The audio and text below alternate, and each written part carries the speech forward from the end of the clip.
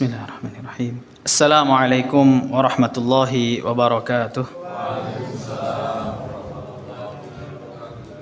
Bismillahirrahmanirrahim. Alhamdulillahi rabbil alamin.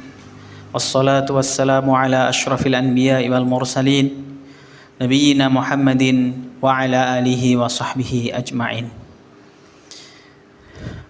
Amma ba'du, faya ayyuhal ikhwah, alhamdulillah, segala puji bagi Allah Subhanahu wa taala yang telah memberikan kemudahan bagi kita, kesempatan bagi kita, juga kekuatan untuk melaksanakan amalan-amalan soleh yang dimana mungkin tidak semua orang diberikan seperti kita kesempatan untuk menjalankan amal soleh, entah karena dia dilalaikan atau mungkin karena dia ada uzur dan lain sebagainya.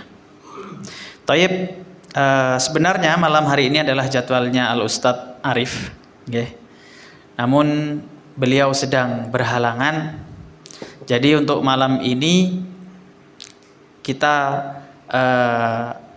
mengisi kajian tematik, okay. Jadi nanti kalau pas waktunya beliau ada istilahnya tidak ada uzur sebagaimana biasanya, mungkin beliau nanti melanjutkan kajian rutinan pada malam Ahad.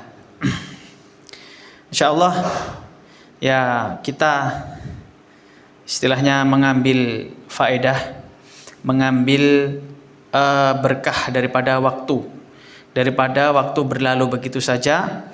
Kita tetap hadir dalam majelis ilmu untuk senantiasa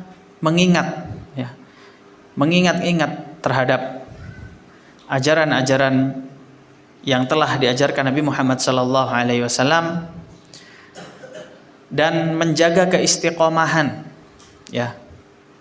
Karena terkadang hati kita itu kalau tidak dibiasakan istiqomah, nanti sekali dua kali mungkin oh iyalah nggak apa-apa, nggak ngaji dulu. Iya nggak apa-apa, nggak ngaji dulu. Oh nanti istilahnya apa namanya? Ada aja nanti alasannya. Nanti kita terbiasa untuk uzur jadinya. Jadi mungkin sedikit faedah jika dibandingkan dengan asatidzah yang lain, kan sebenarnya apa namanya? Tayamum itu kan pengganti daripada wudhu. Tapi sebenarnya kan lebih utama wudhu. Ibaratnya saya itu tayamum. Jadi hanya menggantikan saja gitu. Insyaallah nanti siapapun yang mengajarkan silahkan diambil faedah di dalam pembelajarannya. Ya, kita di sini sama-sama belajar istilahnya nggih Pak nggih. Gitu.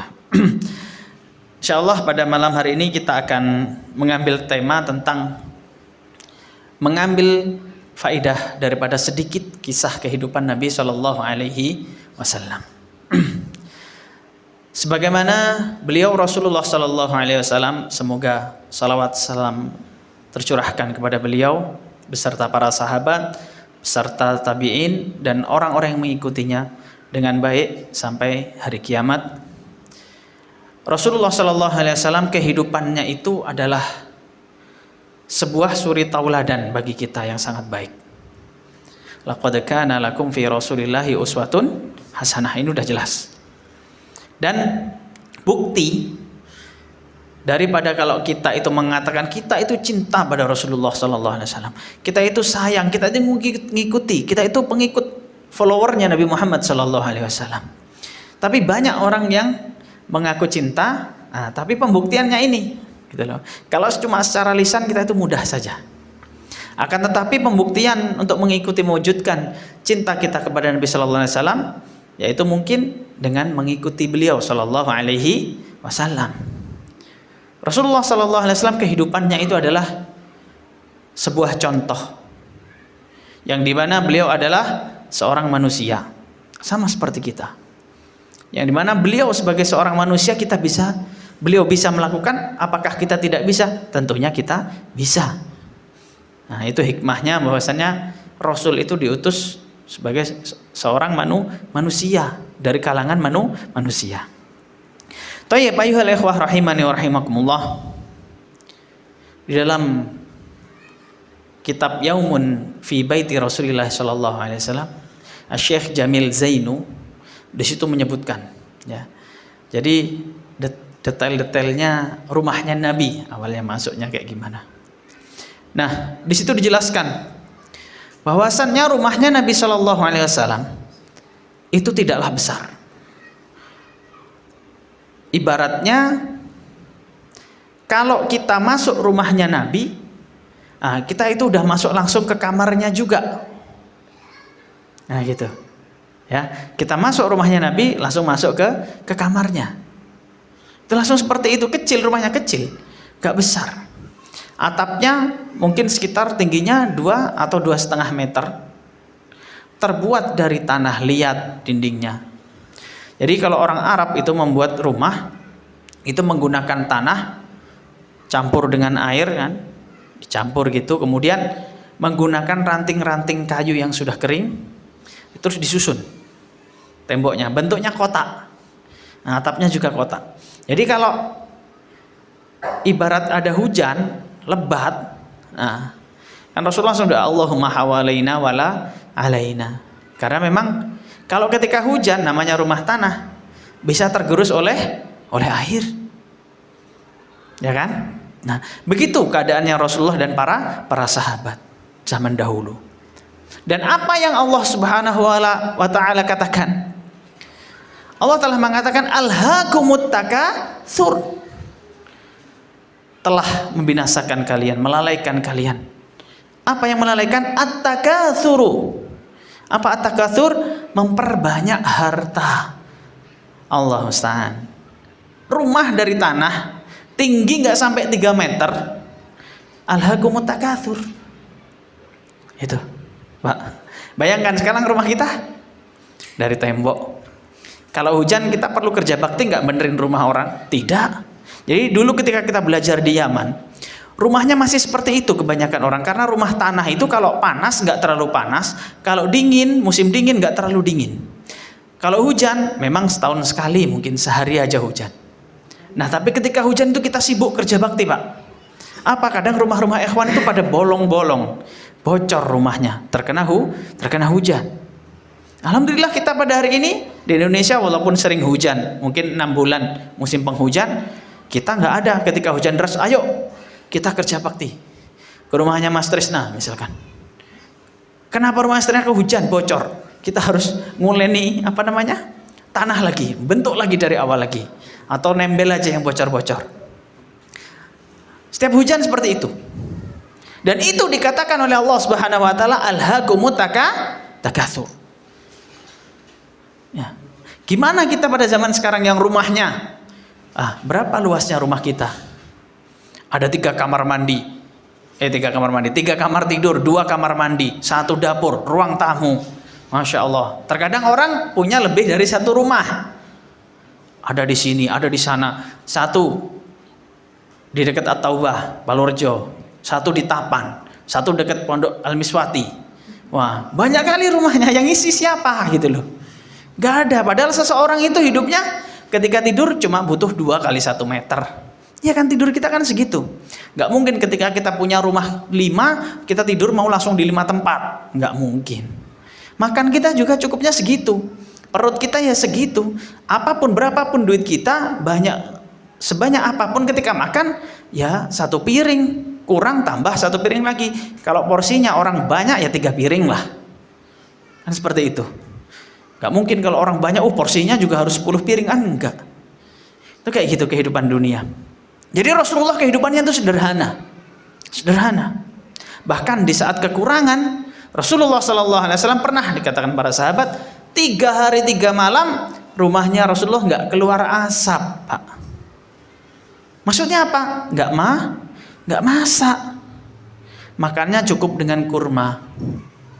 Minumnya dengan air putih. Karena pernah sahabat itu ketika hijrah ke Madinah dalam keadaan miskin kebanyakan, dan Rasulullah milih untuk hidup sederhana. Padahal kalau tujuannya Rasulullah itu hidup kaya. Padahal hidup kaya boleh kan dalam Islam? Boleh. Tapi Rasulullah ngajarkan kesederhanaan, Pak. Ngajarkan kesederhanaan. Tidak mengajarkan kekayaan dan lain sebagainya. Itu tarbiyahnya Rasulullah, ngajarkan hidup yang istilahnya ini loh, hidup itu penuh dengan perjuangan.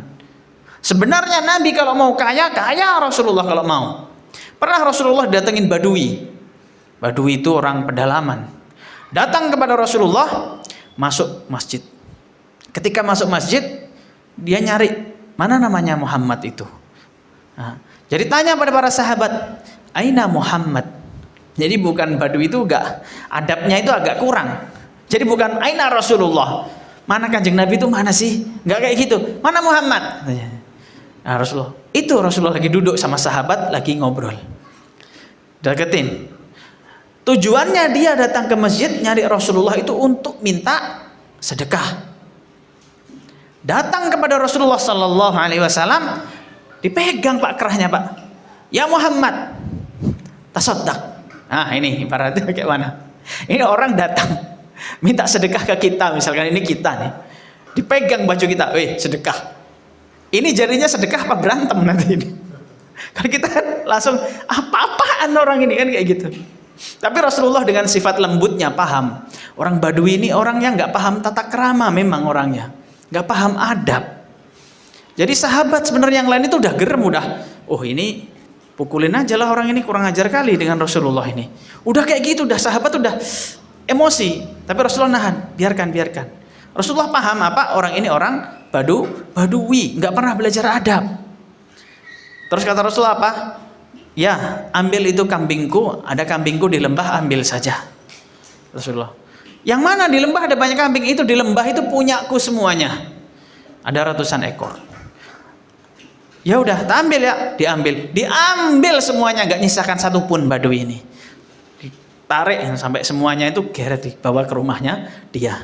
La haula wala quwata illa billah. Sebenarnya Rasulullah punya kambing, punya banyak. Ketika sedekah langsung semuanya disedekahkan. Kemudian hikmah yang terjadi dengan dakwahnya Nabi Shallallahu Alaihi Wasallam, dengan strategi dakwah yang beliau jalankan, si Badui tadi bilang ke kaumnya, wahai kaumku, Muhammad itu bukan orang yang bakhil, dia itu karim, orang yang mulia, dan Islam itu agama yang baik. Ayo kita memeluk agama Islam.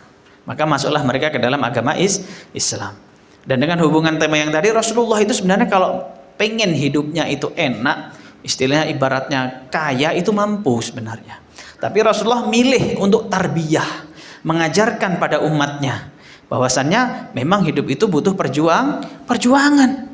Butuh perjuangan. Nggak bisa enak-enak gitu. Kalau Rasulullah mau. Bahkan ketika Umar melihat Rasulullah bangun tidur ada bekas pelepah kurma.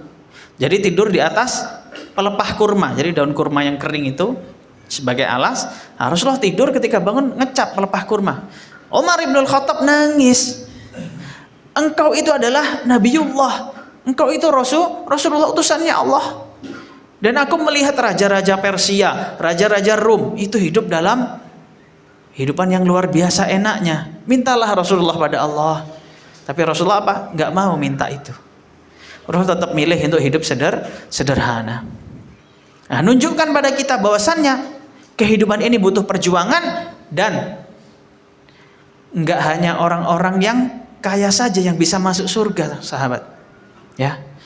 Semuanya itu punya kesempatan untuk masuk ke dalam surga. Bukan berarti yang kaya, yang kaya pasti duluan masuk surga. Belum tentu. Hisabnya itu panjang. Nanti diurus. Ini rumah yang di Tapan. Nah, itu berapa M? Itu duitnya dari mana? Pas nanti diinterogasi. Duitnya dari kerja. Berapa tahun? Kerjanya apa? Halal nggak? Kemudian dibuat beli itu. Ketika proses membangun rumah, ada kedoliman nggak? Dibayar nggak tukang upahnya? Pertanyaannya panjang. Itu baru yang di Tapan, Pak. Belum yang di Miswati, belum yang di sini, belum yang di mana lagi lah itu. Kalau rumahnya banyak. Pertanyaannya panjang. Jadi yang kaya nanti hisapnya agak lama. Gitu. Jadi kita bukan berarti kita berarti harus miskin aja, nggak usah kaya, itu buat apa? Enggak juga gitu loh. Secukupnya lah. Walaupun kaya, pilihlah hidup sederhana. Ya, sederhana itu bukan berarti kita harus bajunya jelek, enggak. Pakai baju yang baik, apalagi baju untuk ibadah, untuk sholat, usahakan yang bagus. Ya, jadi baju-baju yang buat ibadah, baju-baju yang ini, kita beli baju untuk seperti itu, kita usahakan yang bagus, yang kainnya bagus, biar sholatnya nyaman. Nah itu bernilai ibadah. Kalau saya kaya, saya ingin umroh setiap minggu misalkan, umroh tiap tahun misalkan, ya nggak apa-apa, khair gitu. Terbaiknya gimana Ustaz? Terbaiknya ya yang paling bertakwa, yang paling bertakwa di hadapan Allah, bukan yang kaya atau bukan yang miskin. Karena para ulama di situ ada istilahnya adu argumen. Baik yang kaya, karena kaya itu bisa sedekah, bisa ini, bisa itu. Satu lagi, baik yang miskin itu hisapnya cepat dan lain sebagainya. Nah, kata Ibnu Taimiyah, yang paling baik adalah yang paling bertakwa. Jadi mau kaya mau miskin, dia yang paling bertakwa. Dialah yang paling baik, paling takut terhadap Allah, paling menjalankan perintah Allah, paling menjauhi larangan-larangan Allah. Baik. Rasulullah mengambil kehidupan sederhana untuk mengajarkan pada umatnya bahwasannya dunia itu sementara. Wal akhiratu khairu wa abqa. Dan akhirat itu lebih baik dan lebih kekal. Itu yang pengen ditanamkan Rasulullah sallallahu alaihi wasallam pada kita. Jangan terlena dengan kehidupan dunia. Umur kita di dunia itu paling umatnya Rasulullah ya 60-70 lah.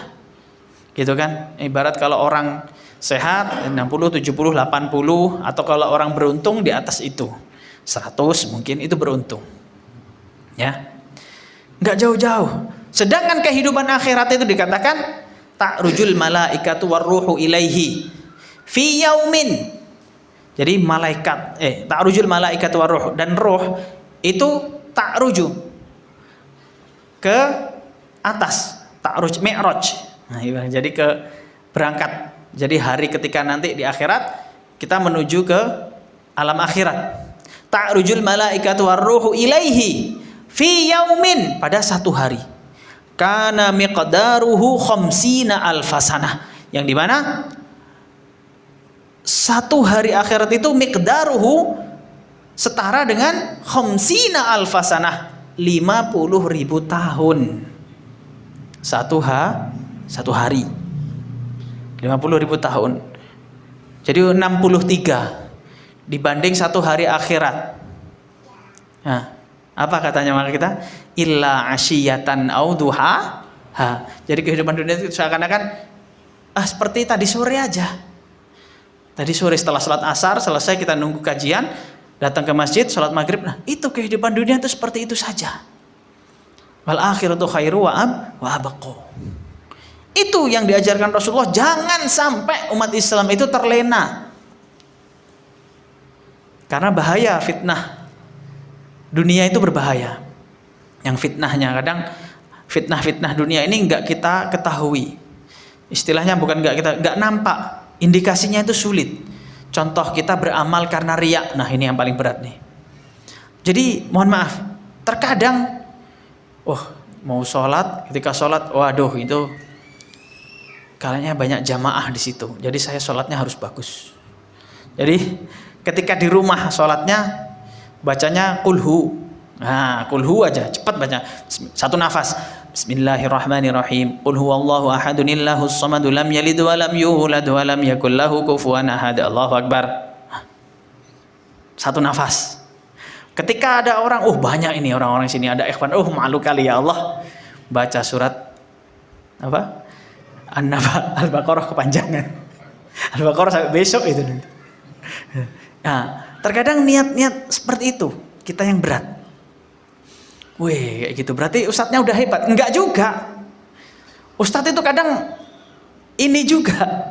Semuanya sama, namanya manusia, ngobati niat itu berat. Para ulama, Sufyan ats-Tsauri ma'ala jatu syai'an asyadda min niyati. Aku enggak ngobati sesuatu yang lebih berat kecuali daripada niatku. Berat memang ngobati niat. Bisa jadi ketika berangkat kajian, ustadz yang ngisi kajian, ya Allah, di sana itu kalau di sana ngisinya jauh, bensin sekarang sekian. Ngelihat, mohon maaf, waduh nanti gimana ya?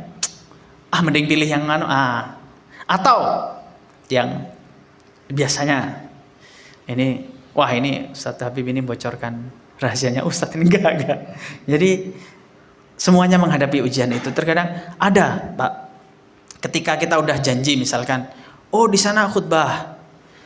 Nah, udah tahu. Kemudian di kota besar biasanya ya, saya nggak ngomong di sini nggak. Di kota besar, tiba-tiba kurang ini hari datang tawaran dari masjid. Nah, masjid itu terkadang kan beda-beda. Ada orang-orang itu yang, mohon maaf, nah menyampaikan kajian, menyampaikan ceramah itu ngelihat itunya, oh di sini kayaknya lebih besar, oh di cancel yang di sana, yang udah pertama. Nah itu Ustadz ada cobaannya, iya. Semuanya ada. Kita yang bukan Ustadz, yang bukan ini, nggak punya ilmu, ada juga pasti.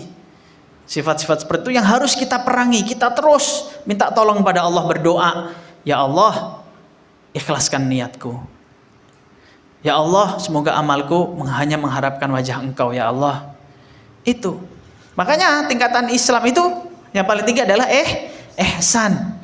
Anta'budallaha ka'annaka tarahu. Engkau beribadah pada Allah seakan-akan engkau melihat Allah. Fa illam takun tarahu, jika engkau tidak bisa seakan-akan melihat Allah, innahu yaraka, sesungguhnya Allah pasti melihatmu. Jadi kalau kita menanamkan sifat ini, muraqabah, selalu merasa diawasi Allah. Kira-kira sholat sendiri dan sholat di depan orang sama nggak? Sama. Karena penontonnya kita anggap bukan manusia, Allah. Di mana-mana Allah udah tahu, bahkan dalam hati kita pun Allah tahu. Makanya ketika sholat, ketika sholat di depan orang, bacanya segitu, di rumah pun sholatnya juga baik. Kalau gitu gini aja Ustaz, kulhu aja di depan orang kulhu, di rumah juga kulhu ya. Dilatih lah, ya nggak apa-apa sebenarnya, secara fikih nggak apa-apa, baca qul huwallahu ahad nggak apa-apa, ya nggak apa-apa sebenarnya, cuman dilatih lebih panjang lagi suratnya, lebih ini lagi gitu. Karena bacaan semakin banyak hurufnya semakin banyak pahala, seperti itu. Yeah. Itu. Dan Rasulullah SAW dalam kehidupannya, kita dengar ceritanya, itu beliau alaihi salatu wassalam selalu mengutamakan dakwahnya itu untuk bertauhid kepada Allah. Nah ini, jadi inti kehidupannya Rasulullah, ngajaknya Rasulullah pada orang-orang itu pertama kepada tauhid. Karena ngajak itu pada hal yang paling penting terlebih dahulu, kemudian hal yang penting lainnya. Okay. Contoh belajar ilmu.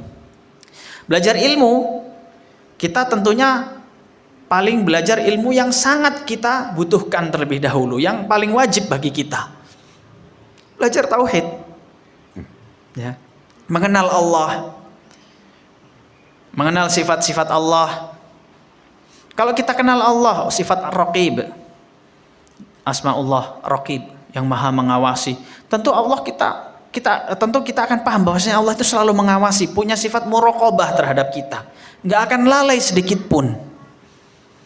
Kalau orang benar-benar paham fikihnya Asmaul Husna dan benar-benar menjalankan, tentunya dia akan bertambah jadi baik terus. Sifat Rahmanur Rahim, tentu kita tidak akan berputus asa ketika mengetahui Allah punya sifat Rahman. Rahman itu dzur rahmah wasi'ah, artinya mempunyai rahmat yang sangat luas, mencakup semua makhluk. Semua makhluk diberi rahmat oleh Allah Subhanahu wa taala, baik yang bermaksiat pada Allah maupun yang lagi taat, baik yang beriman kepada Allah maupun yang tidak beriman pada Allah. Bahkan orang yang mungkin dia mencela Allah masih diberikan nikmat oleh Allah di dunia. Di dunia. Menunjukkan sifat rahmat Allah, apalagi kita orang mukmin. Orang mukmin Islam udah ngaji, kita mengaku ahlus sunnah wal jamaah, tentunya jangan khawatir Pak. Saya nggak ada ini. Orang-orang yang bermaksiat kepada Allah saja diberi rizki. Masa kita yang berusaha di jalan Allah akan dilupakan oleh Allah? Tentu saja tidak. Pasti akan dibalas. Entah balasannya sedikit diberikan di dunia, atau nanti sisanya banyak di akhirat, atau nanti ditahan dulu. Karena Allah tahu kita berdoa, Rabbana atina fid dunya hasanah wa fil akhirati hasanah wa qina adzabannar. Allah tahu kita berdoa itu. Ini kalau harta ini tak berikan pada fulan sekarang, dia nggak mau hadir kajian nanti. Sibuk ngurusi ekspor. Wah. Saya nggak ini Pak, saya nggak menyerang personal ini. Kalau ada pengekspor ini mohon maaf ini, nggak menyerang personal, karena biasanya kalau bisnis besar itu kan ininya besar, ada deadline dan lain sebagainya. Nah, jadi kalau takutnya nanti kalau diberikan sekarang, nanti dia malah nggak hadir kajian. Oh ini hadir terus, emang nggak ada kerjaan? Iya, memang nggak ada kerjaan. Saya kerjaannya serabutan, makanya bisa hadir kajian. Alhamdulillah. Saya nggak dorong bapak-bapak jadi pengangguran, ya enggak ini. Ini kita mengambil hikmah dari setiap yang Allah berikan. Kalau bisa kaya apa? Oh, ketika saya nggak bisa hadir kajian, saya support kajian-kajian tempat-tempat masjid ibadah, tempat kajian saya support dengan harta yang saya ada. Insya Allah ketika seseorang itu hadir di kajian, saya juga mendapatkan pahala. Bisa juga seperti itu. Pintunya Allah itu luas. Sifat rahmannya Allah, Rahman, Rahim. Ar-Rahim punya rahmat yang nanti diberikan kepada orang-orang yang beriman di surga. Ibarat Allah itu punya rahmat, dikatakan oleh Rasulullah, ada 100, satu rahmatnya itu diberikan di dunia untuk semua makhluknya. Bayangkan. Yang 99 nanti diberikan pada orang-orang muslim yang masuk surga. Luar biasa. Itu inti dakwahnya Rasulullah. Kenapa Rasulullah di dunia itu seperti itu? Karena kalau orang dibilangin akhirat lebih baik. Tapi kalau Rasulullah nunjukkan, mungkin Rasulullah milih, misalkan Rasulullah milihnya hidupnya kayak raja-raja Rum waktu itu. Ya, hidupnya istilahnya mewah kayak gitu. Itulah. Nanti bahaya. Nanti semua umatnya pengennya kayak gitu, jadi orientasinya ke dunia semuanya gitu. Karena orang aja kita dikatakan oleh Rasulullah, siapa mau ngasih siapa mau ngambil ini? Rasulullah membawa anak kambing yang sudah mati bangkai, sudah mati 1 hari, dibawa ke pasar. Siapa yang mau makan ini? Siapa mau makan ini? Apa kata para sahabat? Siapa Rasulullah mau makan bangkai? Belilah, beli 1 dinar. Enggak maulah Rasulullah. 1 dirham. Enggak maulah Rasulullah. Ya udah gratis, bawa pulang, makan. Enggak mau. Kenapa? Itu bangkai. Terus Rasulullah bilang apa? Seperti inilah kehidupan dunia. Seperti bangkai. Enggak mau kita ambil. Gitu loh. Bau. Buat apa? Itu hakikat dunia yang diajarkan oleh Rasulullah. Nah, Rasulullah nunjukkan kehidupan dunia beliau sederhana. Pernah 3 hari 3 malam gak keluar asap rumahnya. Bahkan ketika suatu hari Aisyah radhiyallahu anha pernah bersedekah, ada orang ngetuk pintunya. Aisyah radhiyallahu anha ummul mukminin radhiyallahu taala anha. Mengetuk pintunya, dia minta sesuatu untuk dimakan. Aisyah mikir, saya nggak ada apa-apa di dalam rumah, sudah habis makanannya. Terus teringat ada 1 butir kurma. 1 butir kurma. Kemudian diambilnya kurmanya, Bu, ini cuma ada 1, Bu, ibu-ibu dengan anaknya. Terus dia ngelihat, dikasihkan ke ibu, sama ibu itu dipotek. Dipotek itu dipatahkan, ditukel. Kemudian dikasih anaknya setengah. Dimakan sama anaknya, anak kecil. Makan. Namanya anak kecil masih kurang juga, masih ngeliat punya ibunya, dikasih lagi ibunya. Kemudian Aisyah radhiyallahu anha cerita kepada Rasulullah bahwasanya dia bahagia melihat rahmatnya seorang ibu, kasih sayangnya seorang ibu. Ada kurma dibagi 2, jatahnya dia kasihkan anaknya. Masya Allah, seneng dia. Padahal kalau kita lihat itu Aisyah juga kekurangan, tapi ngasihkan ke orang. Masih dalam masa-masa lapar. Jadi dikatakan bahwasanya, kata para sahabat dulu, kita itu gak pernah makan sampai kenyang ketika di Madinah. Gak pernah makan sampai kenyang. Kita baru bisa makan kenyang ketika kita sudah menundukkan benteng Khaybar. Jadi setelah perang Khaybar, kaum muslimin apa sebagai ghanimahnya? Pohon kurma. Pohon kurma, sehingga mereka punya banyak kurma, barulah mereka bisa makan dengan kenyang. Ya kan? Kalau kita pada hari ini, alhamdulillah bisa makan 3 kali. Besok alhamdulillah masih ada beras. Adapun beras, kalaupun misalkan nggak punya lauk, di sini banyak orang nanam terong, bisa kita minta tetangga di desa kan. Alhamdulillah kita makan kan berlimpah. lauk-lauk, yang penting ada beras. Kan kayak gitu. Rasulullah terkadang besok itu apa yang dimakan nggak tahu para sahabat itu. Dan Rasulullah itu kalau punya uang pasti mikirkan sahabat-sahabat yang lain, termasuk Ahlus Suffah. Orang yang ikut Nabi, jadi kalau rumahnya Nabi itu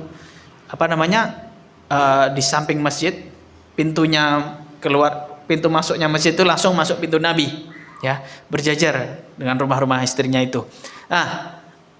Ahlus Suffah itu di dalam masjid, Pak. Terkadang mereka bajunya cuma satu. Kalau bajunya dicuci, dia nggak punya baju. Terkadang satu kain rida. Rida itu kain panjang itu, kayak mungkin kalau orang Jawa itu jarik. Satu aja punyanya. Jadi ya satu itu. Nggak punya apa-apa, miskin. Termasuk Abu Hurairah itu termasuk Ahlus Suffah. Ya. Jadi Rasulullah ketika dapat, istilahnya mungkin setelah berperang, rampasan perang, Rasulullah mikirkan mereka. Nggak dimakan sendiri, langsung dibagikan. Oh, nanti buat sahabat Ahlus Suffah ini harus dikasih untuk makanan mereka, ininya mereka. Itu Rasulullah Shallallahu Alaihi Wasallam yang perlu kita teladani perjuangan beliau. Dan bahkan beliau orang yang paling disayang oleh Allah Ta'ala Subhanahu Wa Ta'ala. Beliau perjuangan dakwahnya gimana, Pak? Pernah dilempar batu ngajak ke jalan Allah. Pernah muadzin sini lagi azan lempar batu? Enggak pernah kan? Jadi jangan ngaruh, ya Allah dakwah salaf ini berat kali ya Allah. Saya ini berdakwah sunnah dan ngajak manusia ke jalan Allah. Kok berat sekali ya Allah? Berat kayak mana? Rasulullah yang paling disayang Allah pernah dilempar batu, pernah ditaruh kotoran di punggungnya ketika lagi sholat. Nah, kita kan nggak kayak gitu perjuangannya, nggak kayak gitu. Dan inti dakwah Rasulullah SAW adalah tauhid, karena memang itu yang paling penting, ya, yang paling penting. Karena tauhid ini, tanpa tauhid, ya, amalan itu tidak akan diterima. Amalan tidak akan diterima tanpa la ilaha illallah. Itu nggak akan diterima. Ibarat zaman dulu itu pernah ada orang pada zaman kafir Quraisy, ketika musim haji dia bersedekah. Sedekahnya itu daging unta yang sangat banyak. Ya. Ditumpuk daging unta itu dari bawah sampai atas. Orang yang berhaji yang pengen ngambil makanan silahkan ambil sepuasnya. Ditumpuk daging unta itu sampai istilahnya orang yang dari atas unta itu untuk ngambil nggak usah turun dari unta. Bayangkan, tinggi tumpukan dagingnya, tinggal ngambil. Kemudian melihat hal itu Aisyah bertanya kepada Rasulullah Sallallahu Alaihi Wasallam, Rasulullah, orang itu masuk surga enggak Rasulullah? Rasulullah mengatakan enggak, karena dia tidak mengucapkan la ilaha illallah. Nah. Oh, berarti enak ya tinggal mengucapkan la ilaha illallah. Iya, mengucapkannya, tapi ada konsekuensinya. Bukan cuma ngomong la ilaha illallah selesai masalah. Saya nggak mau sholat, saya nggak mau ini, nggak mau itu, enggak. Ada konsekuensinya ya. Karena orang kafir pun kalau memang cuma ngomong tanpa konsekuensi, daripada la ilaha illallah itu semuanya pada mengucapkan. Mereka paham makna la ilaha illallah itu adalah menafikan sesembahan selain Allah. Menafikan ibadah kepada selain Allah. Berdoa kepada selain Allah, beribadah kepada selain Allah, itu dinafikan, gak boleh. Nah, baru menafikan itu, oh berarti mereka mikir, berarti kita gak boleh dong berdoa kepada berhala. Ya gak boleh, makanya mereka gak mau ngomong la ilaha illallah. Karena mereka gak bisa i'tikaf di berhala mereka. Mereka nggak bisa berdoa kepada Lat, kepada Uzza, yang dikatakan mereka itu adalah Tuhan-Tuhan kecil. Tuhan yang paling besar itu Allah. Dan Lat, Uzza, Manat, dan berhala-berhala lain ini adalah wasilah untuk menyampaikan hajat kita kepada Allah. Mereka sendiri yang ngomong, ma na'buduhum illa liyuqarribuna ilallahi zulfa.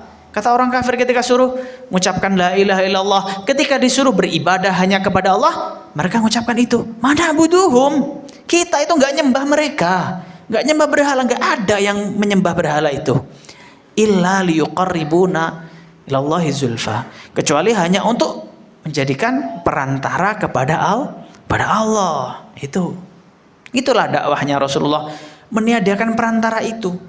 Langsung aja, idza sa'alaka ibadi anni fa inni qarib.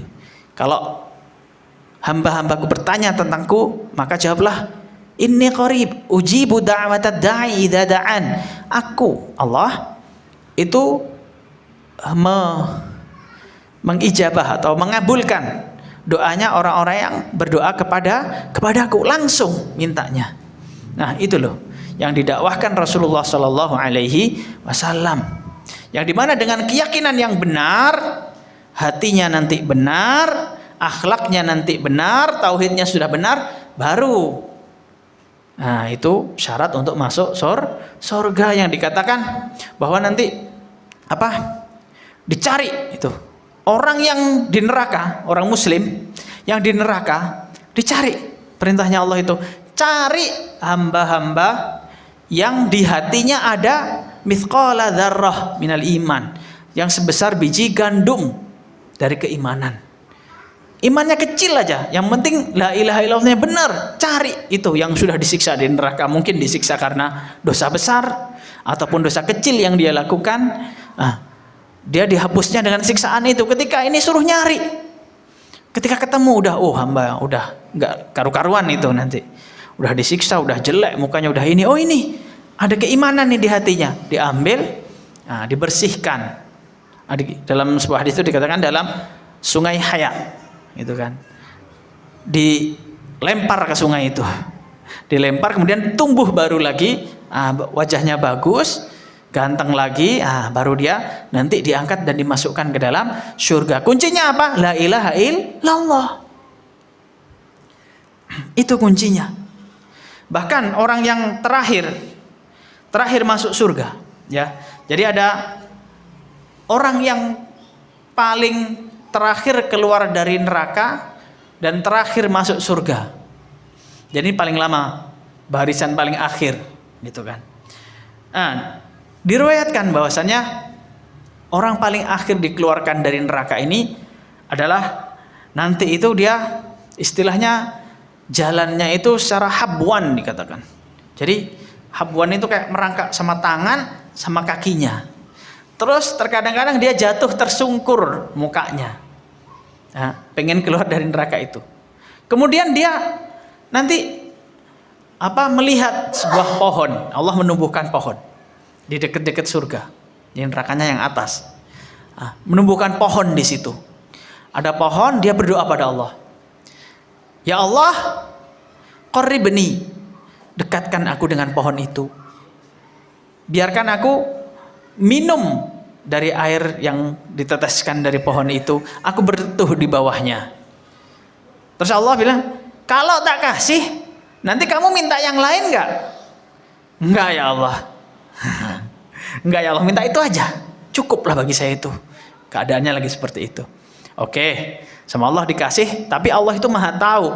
Nanti orang ini nggak kuat, bakal kalau ada yang baru pasti minta lagi. Gitu. Dikasih pertama, seret, datang mendekat, berteduh di situ, ada air diminum. Allah numbuhkan lagi yang kedua, pohon lebih dekat ke surga lagi, lebih besar, lebih jauh, lebih bagus, jauh lebih bagus daripada pohon yang pertama tadi. Dia berdoa lagi, ya Allah, qarribni, dekatkan saya dengan pohon itu ya Allah. Di surat Bukhari ini. Dekatkan saya dengan pohon itu ya Allah. Kemudian ya sudah, nanti kalau kamu tak dekatkan ke situ, kamu minta yang lain enggak? La as'aluka ghairaha, saya enggak akan minta yang lain. Ini perkataan yang lampau. Allah Subhanahu wa taala dengan rahmatnya yang luas, ya sudah, dekat gitu. Akhirnya didekatkan lagi. Nah, udah dekat, udah mulai agak enak di situ kan, istilahnya dia udah nggak terlalu dapat banyak siksa, dan udah ada jauh gitu dari neraka, udah dekat surga. Ditumbuhkanlah lagi pohon yang ketiga, yang lebih baik daripada dua pohon yang lalu. Apa doanya? Sama Pak doanya. Ya Allah, qarribni. Kalau bahasa hadisnya adnini, ya, dekatkan aku pada pohon itu. Minta yang lain nggak? enggak ya Allah. Nah, itu kan ngelobi dia. Tapi Allah dengan sifat rahmannya Allah Subhanahu wa taala dikasih lagi. Dekat. Dari pohon yang ketiga ini ada buahnya mungkin ya. Terus airnya lebih enak, lebih besar, lebih rindang. Dari situ kedengeran, Pak. Suara orang-orang ahli surga. Wah, di situ. Dia minta lagi, manusia, Pak. Minta lagi, minta apa? Ya Allah, adkhilni. Masukkan saya ke surga ya Allah. Ngelobi lagi. Tapi dia melihat surga itu sudah penuh. Gitu kan. Kemudian Allah mengatakan, kamu mau nggak tak kasih semisal dunia? Jadi dunia dan seisinya itu buat kamu. Tak buat tempat seperti itu, mau nggak? Terus kalau kamu mau tak tambah 10 kali lipat lagi. Terus tak buatkan satu lagi, tak tambah 10 kali lipat lagi, berkali-kali lipat. Mau nggak seperti itu? Dia jawabnya saking nggak percayanya. Dia bilang kayak gini, atadhaku bi? Ya Allah, kamu itu ketawa ya pada saya, kamu ngejek saya ya Allah, atas tahzi'u bi katanya. Allah, kamu itu ngejek saya ya Allah, masa saya dikasih seperti itu? Nggak percaya, Pak. Nggak percaya, saking nggak percaya. Saya itu udah diselamatkan, masa mau dikasih nikmat yang seperti itu? Dalam hadisnya sampai menceritakan hadis ini, Rasulullah SAW itu tertawa terbahak-bahak sampai kelihatan giginya. Nah, Rasulullah tertawa dengan ketika mengkisahkan hadis ini. Terus juga Ibnu Mas'ud yang meriwayatkan hadis ini, beliau juga tertawa. Tertawanya Rasulullah karena dia, kata para ulama, uslub yang dipakai oleh orang ini, orang terakhir masuk surga tadi, dikatakan bahwasannya itu uslub orang saking bahagianya sangat nggak percaya, Pak. Kalau kita yang benar, kayak gitu loh. Ibarat ada Mas, ini saya ada mobil nganggur, nih pakai buat kamu, nih BPKB-nya ini saya kasih buat kamu. Apa respon kita? Jangan bercanda, joguyan lah Pak. Kan kayak gitu. Itu kayak gitu usulnya. Sama Allah kayak gitu dia. Atas tahzi'u bihi atau tahakubi. Ya Allah, kamu itu ngejek saya ya. Kayak gitu loh. Ya Allah, kamu tuh ketawa ya sama saya. Kayak gitu bahasanya dia. Kayak ada seorang hamba juga yang dulu saking senengnya dia salah ngomong, pernah Pak. Salah ngomong ketika seorang musafir jauh, ketika saking panasnya berkendara naik keledai, berhenti di sebuah pohon, dia kelelahan, dia ketiduran, lupa ngikat keledainya. Nah, kalau kita motor lupa ngunci aja kadang bisa hilang, dikunci aja bisa diambil orang. Ini keledai nggak diikat, jalan-jalan lah keledainya. Dia ketiduran, capek, bangun, ngelihat keledainya nggak ada. Weh, mana keledai saya? Ya Allah, belum saya ikat. Nangis dia, sedih. Karena kalau orang bepergian jauh, nggak ada siapa-siapa di situ, cuma ada keledainya buat kendaraan, hilang bekalnya ditaruh di keledai. Selesailah itu. Selesai kan? Habis bisa mati orang ini, Pak. Bisa mati. Sehingga dia sampai sedih, nangis, berdoa pada Allah sampai ketiduran, kecapean berdoa. Ketiduran, ketika bangun lagi keledainya sama Allah udah dituntun, diarahkan ke tempat orang tadi. Bangun tidur setelah nangis tadi itu, keledainya udah di sampingnya. Senang sekali dia, Pak. Sampai salah ngomong. Allahumma anta abdi wa ana rabbuk. Ya Allah, engkau adalah hambaku dan aku adalah Tuhanmu. Kalau perkataan ini dikatakan serius, sadar, nggak salah ngomong lidahnya, bisa kufur, ya kan? Bisa kufur kan? Makanya salah satu penghalang kekufuran ketika orang salah ngomong gitu loh. Salah ngomong nggak sengaja, dia saking senengnya sampai ngomong perkataan yang sebenarnya kufur. Tapi Allah bahagia, Allah senang melihat hal itu. Ya, Allah tertawa melihat hal itu. Allah paham maksudnya, Allahumma anta rabbi wa ana abduk. Sebenarnya hatinya seperti itu, tapi lisannya salah. Itu loh. Udah, pokoknya adil lah Allah itu. Ya, adil. Jadi tujuan kita ya kampung akhirat, Pak ya. Kampung akhirat menuju pada rahmatnya Allah yang sangat luas. Fafirru ilallah. Berlarilah kepada Allah. Lari, Pak. Namanya kalau orang lari itu menuju sesuatu dan meninggalkan sesuatu. Menujunya karena Allah, meninggalkannya juga karena Allah. Fafirru ilallah, tinggalkan apa-apa yang membuatmu dimarahi oleh Allah, tinggalkan. Tuju ridhonya Allah. Walaupun itu berat, tapi semuanya kalau kebiasaan akan menjadi ringan. Contoh kita sholat 5 waktu. Ya, mungkin sebagian dari kita dahulu sebelum tahu bahwasanya sholat 5 waktu itu wajib. Dan mungkin kita masih mengikuti pendapat yang mungkin ada yang mengatakan sebagian ulama sunnah. Kalau mu'tamad dalam mazhab Syafi'i itu fardu kifayah mu'tamadnya. Tapi kita untuk diri kita sendiri kita mengikuti hadis Nabi Shallallahu Alaihi Wasallam yang dikatakan bahwasanya Rasulullah itu akan membakar rumahnya orang-orang yang tidak mau sholat berjamaah. Kalau Rasulullah nggak kasihan sama anak-anak, sama istri-istrinya, tak bakar rumah orang-orang itu. Karena Rasulullah gedek karena ngelihat dia nggak berjamaah. Sedangkan kita mungkin, ya kita terkadang sholat kita nggak diingatkan, kita nggak sholat dulu ya. Nah, nanti kok bisa kita sekarang sholat 5 waktu? Kenapa? Karena kita paksa. Karena tahu kita wajib, misalkan seperti itu. Kita tahu sholat 5 waktu itu wajib bagi kita, hukumnya wajib, dan kita menjalankan sekuat tenaga. Pertama berat, nggak apa-apa, dipaksa terus di situ perjalanan situ kita pasti mendapati teman Rafiq, nanti teman yang sama-sama tujuannya berlari bersama-sama pada Allah, tiap hari sholat 5 waktu. Ini saling menguatkan teman yang seperti ini. Apalagi kita berteman dengan para ulama, walaupun mereka sudah meninggal, kitab-kitabnya ada sama kita, perkataannya sampai pada kita. Itu teman-teman yang mulia, yang selalu mengingatkan kita, karena kita selalu butuh ingatan. Semuanya ad-dinun nasihah amatan likulli muslimin, untuk semua orang, nggak peduli ustadz, nggak peduli orang biasa, nggak peduli ini itu, semuanya butuh nasihat. Ketika kita bersama-sama seperti ini, kita saling menguatkan. Ketika ada yang nggak hadir, kenapa nggak hadir, kenapa nggak ini, kita tanyakan ada masalah apa, kita bantu sebisa kita. Kalau nggak bisa bantu ya doakan, minimal seperti itu. Oke, mungkin itu yang bisa saya sampaikan. Kita akhiri sampai sini dulu. Kita baca doa kafaratul majlis. Subhanaka Allahumma wa bihamdika asyhadu an la ilaha illa anta astaghfiruka wa atubu ilaik. Assalamualaikum warahmatullahi wabarakatuh.